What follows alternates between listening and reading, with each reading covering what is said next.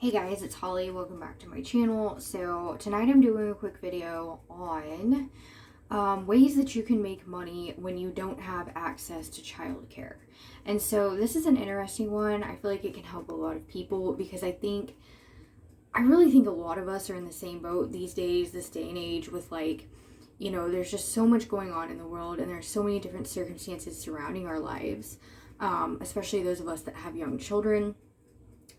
So I kind of wanted to talk a little bit about my, experience and how I make money when I don't have access to childcare. So people are going to have different reasons in why, reasons in which why they are not able to have access to childcare. It could be temporary. It could be maybe your kid's been sick and you can't send them back to daycare or school. Maybe you don't have any kind of caregiver that can help out. Maybe you're like me and you have a child that has asthma, gets sick really frequently, gets sick easily, and it can be a very complicated situation. And so maybe you're particular about who you leave your children with. Maybe you're me and you're like me and you homeschool. That's another thing. And so maybe you just don't have a way to necessarily work a full-time job, or honestly even a part-time job. And for me, that hasn't really been possible for many years. However, I've still found ways to get by. And so I want to talk about just a few of the things I'd like to point out. And so if any of you are searching out this type of video, like how to make money without childcare, then you might already know a lot of, if not all of the things I'm going to talk about. And that's okay, but they might be some things some people might not know. So anyways, this video is for you if you're like me and you're struggling. So I personally am a self-employed licensed massage therapist. I have been since 2015, completely self-employed. So before I had my second son, but when I still had my oldest one, I was still working full-time for the most part. Sometimes part-time, but I was working anywhere between 25 to 35 hours a week, just depending on the week. And I was able to make, a decent amount of money. It was a lot harder, yes, don't get me wrong, but I did okay. And then after I had my second son, I had to cut way, way back. And so there were different circumstances coming into play. I lived with my ex-husband for a while and he helped me pay the bills. But I still was paying a good portion of the bills as well.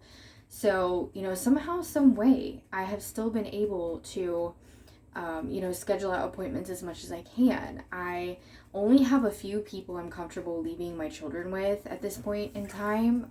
It's been that way for a while, just because my oldest son does get sick really frequently. And with the asthma, sometimes it can be multiple urgent care visits and emergency room on occasion, and it's just stuff that we as a family just don't have the time and the energy to deal with, and it can be a very difficult situation. So I'm not going to get into all that because I explain that a lot in a lot of my single parent videos that I post or I have posted in the past. But so way number one, I'm just going to get straight into it. Way number one that I, make extra money without having access to childcare is just simply working with what I have. So waiting until my partner that I live with, waiting until he gets home.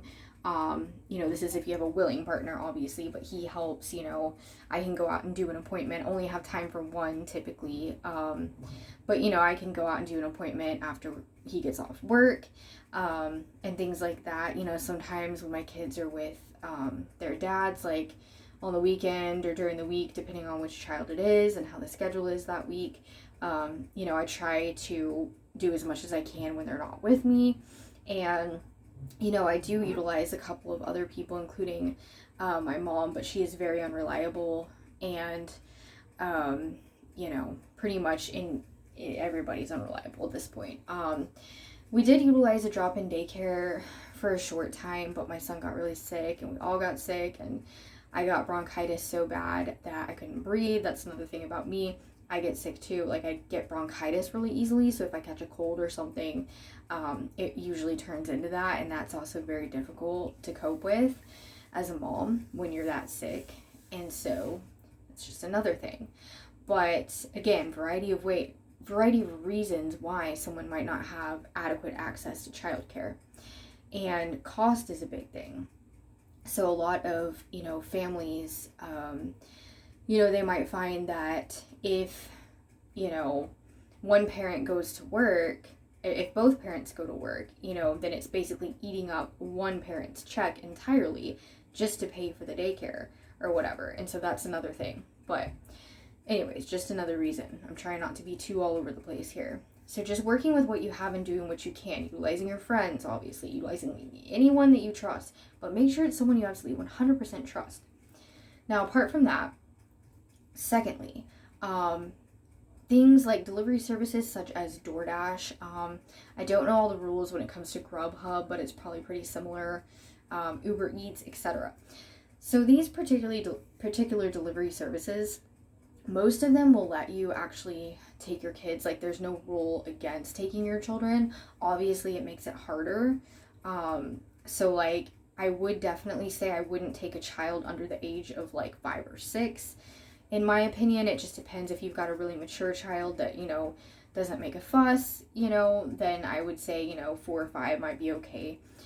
From my personal experience, I take my older son when I go door dashing. He's 7. I've been taking him since he was 6.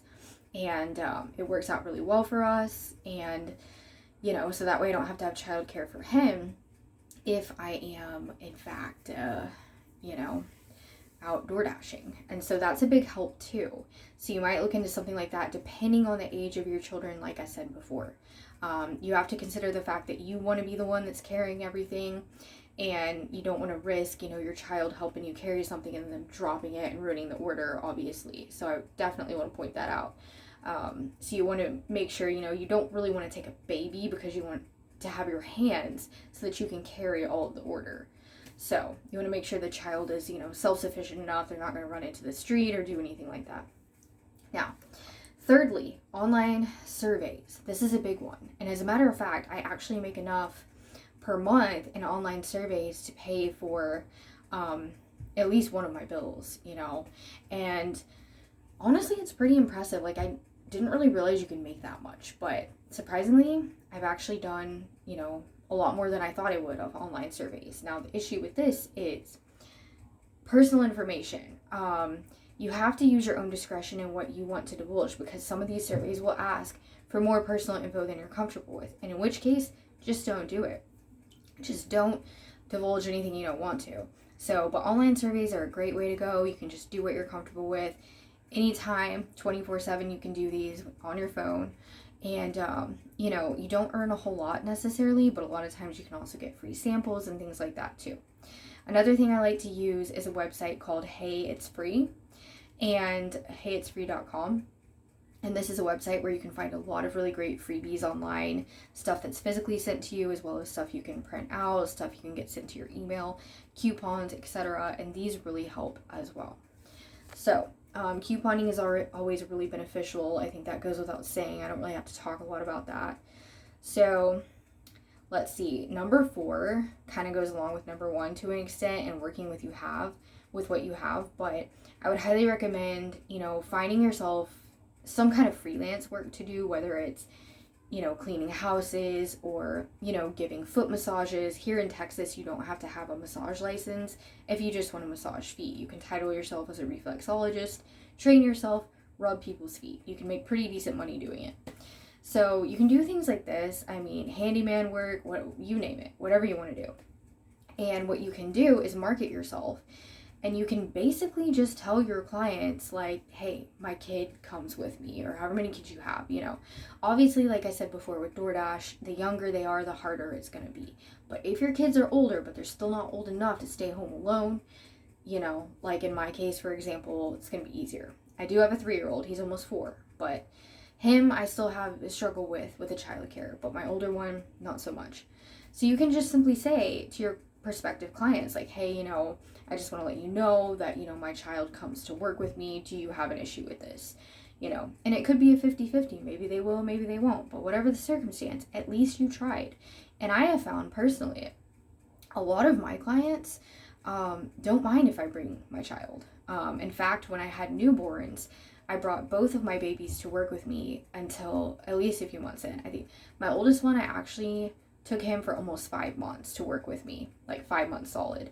When they're newborns, that's another thing I will point out. It's easier to do stuff like that. So, and then I think it was, come in. Strawberry. I'll be right there. He wants his popsicle. But yeah, and so, sorry guys, my brain fog has been really bad lately. But yeah, just take your child to work, you know, and if somebody has a problem with it, well, then they don't have to book your services, you know. And you'd be surprised how open-minded a lot of people really are. I mean, some people are just going to be assholes about it, obviously, but then other people are going to be like, well, yeah, sure, why not? We'll see how it goes, you know. So, but yeah, with my second child, he was a newborn. I think I took him for about 2.5 months. It was around 2 or 2.5 months because he was a lot quicker to be more active. But I took him as long as I possibly could, and so that helps a lot as well. You'd be surprised how many things you can take your children to go do, despite what age they are. I think a lot of people, especially this day and age in our society, tend to have this idea of, you know, oh, I need a babysitter for this, for that. I need a babysitter. And it's like, no, you do not. Like, if you need a break, I get that, you know. But most things you actually really don't need a babysitter for. And working sometimes is one of them. And it depends on a lot of different factors. You can also consider things like MLMs. So number 5 here, we're talking about MLMs, multi-level marketing. A lot of people are against that. I personally, I've been doing MLM for a few years, and or at least 2.5 years now with one company. I work with BioRains. And so I've actually done pretty decent with BioRains. I feel like it's fun. It's a great company to work with. Being an affiliate has really helped me and expanded my career. And so there's so many things like that you can do at home. You can also run your own businesses as far as creations, like knitting, crocheting, etc. All of these things. Any kind of crafts. You can make soap. You can make, you know, incense. Like, really the list goes on and on. So you can always do that. Open yourself an Etsy store, Amazon, eBay, etc. And really, guys, the possibilities are endless on ways that you can make money from home. Now, is it always going to necessarily be as much money as you might make if you were out working for someone else making a certain hourly wage? Not necessarily, but you never know. And some people do really, really well and never even leave home. They keep their kids with them like 24/7. So it's definitely something important to consider. So these are all, you know, tips that I feel like some of them should be self-explanatory, but are not necessarily, because again, our culture is conditioned to believe that you need a babysitter for everything. Gotta have a babysitter, go get one. You know, and it's just, I hate that part of our culture because it's just not the case. And me, as a single parent of 2, I do have a live-in partner now, but I know firsthand with both of my children, especially my first one, I mean, I took him everywhere, and I still do to this day. I took him everywhere, and it, you know, quite frankly, I didn't have a choice. I had to. I did not have a choice. I didn't have the family support. I still really don't have the family support.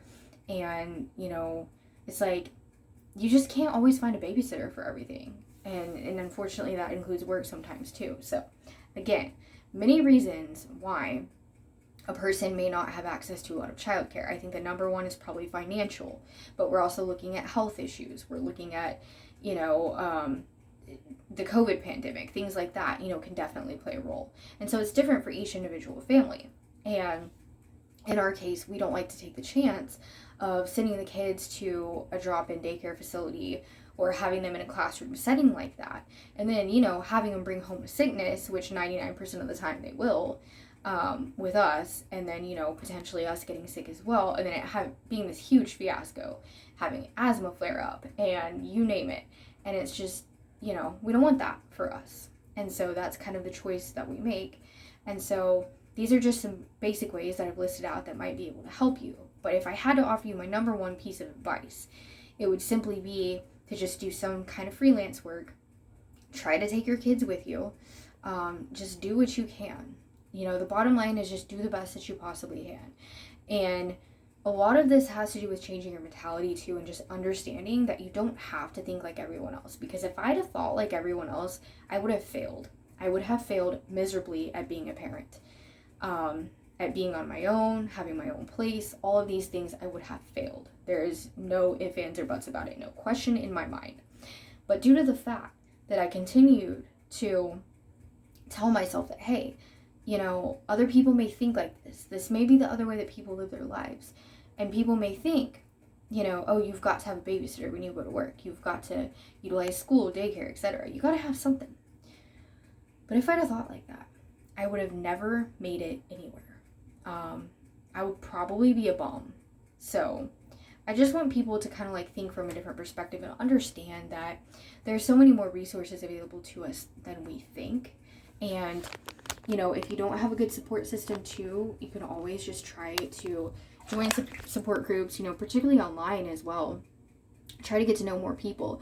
And, you know, I have found even just like on TikTok, you know, I've gained like a network of other moms that deal with very similar situations. And honestly, I used to think I was the only one that didn't have the family support. I used to think, oh, everybody else has all this family support to watch their kids for free and this and that. And, you know, come to find out, it's actually not true. And not just because of TikTok, because of other people that, you know, I've talked to as well. And so, you know, yes, there are people out there that can just drop their kids off whenever they want and just leave them and go do whatever they need to do or want to do. I was never one of those people.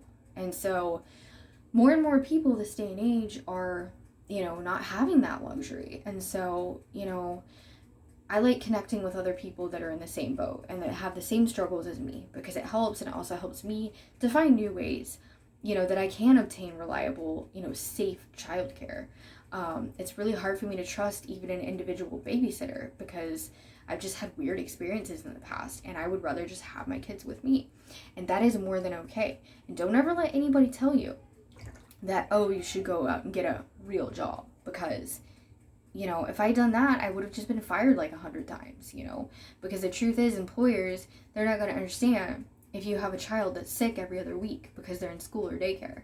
They're not going to understand that. They're going to fire you, you know, 9 times out of 10. So that's just where I stand. These are my tips.